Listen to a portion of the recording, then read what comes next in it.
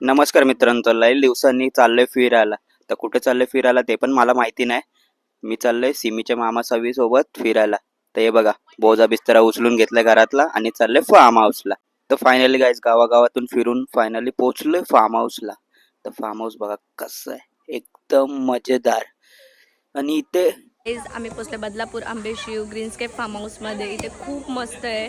Rainy season नाही तरी पण रेनी सीझन चालू आहे आणि खूप मस्त व्ह्यू आहे इकडे. फार्म हाऊस वगैरे पण खूप मोठा आहे, तर इथे बघू शकता. तर आपले ब्लॉगर भाई झोपला तिथे आराम करतायत.